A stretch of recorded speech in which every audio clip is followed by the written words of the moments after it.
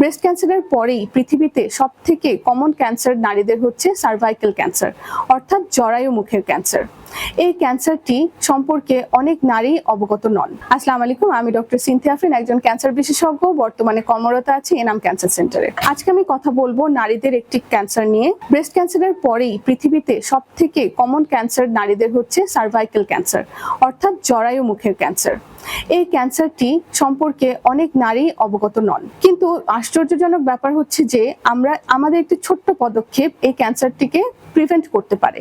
আমরা জানি যে prevention is better then cure. তাহলে কেন এই ক্যান্সারটিকে আমরা প্রতিরোধ করছি না? এই ক্যান্সারটিকে প্রতিরোধ করার জন্য রয়েছে একটি অত্যন্ত শক্তিশালী হাতিয়ার, এবং সেটি হচ্ছে এইচপিভি নামক একটি ভ্যাকসিন। সাধারণত আমাদের এইচপিভি ভাইরাসের এগেনস্টে এই ভ্যাকসিনটি তৈরি করা হয়ে থাকে। 150 প্রজাতির এইচপিভি ভাইরাস রয়েছে, যার মধ্যে 40 ধরনের ভাইরাসকে আমরা ভ্যাজাইনাল অথবা জেনিটাল এইচপিভি ভাইরাস বলে থাকি, এবং এর মধ্যে 2টি ভাইরাস এইচপিভি 16 এবং 18 আমাদের এই সার্ভাইকাল ক্যান্সার অর্থাৎ জরায়ুমুখের ক্যান্সার 80 থেকে 90% ক্ষেত্রে করে থাকে। এবং এর এগেনস্টে আমাদের রয়েছে ভ্যাকসিন, এইচপিভি ভ্যাকসিন, এবং সেটি আমাদের দেশের বিভিন্ন কোম্পানি তৈরি করছে, বিদেশের বিভিন্ন কোম্পানি তৈরি করছে। সুলভ মূল্যে এটি অ্যাভেলেবেল আছে আমাদের দেশে। আচ্ছা, তাহলে আমরা এই ভ্যাকসিনটি কাদেরকে দিব? এই ভ্যাকসিনটি আমরা দিব হচ্ছে 9 থেকে 14 বছর বয়সী নারীদেরকে। 9 থেকে 14 বছর বয়সী কেন? আমরা জানি যে এইচপিভি ভাইরাসটি একটি সেক্সুয়ালি ট্রান্সমিটেড ভাইরাস।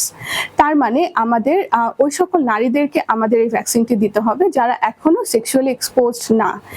এই জন্যই আমরা এই বয়সটিকে আমরা নির্ধারণ করেছি 9 থেকে 14 বছর বয়সী নারীরা একটি ডোজ নিলেই সেটি হয়ে যাবে।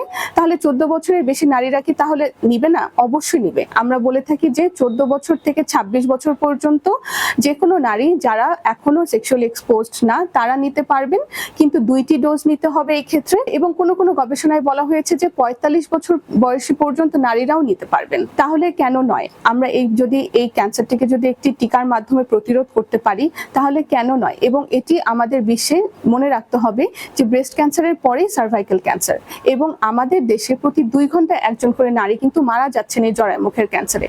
তাহলে এখনই সচেতন হওয়ার সময়। ধন্যবাদ।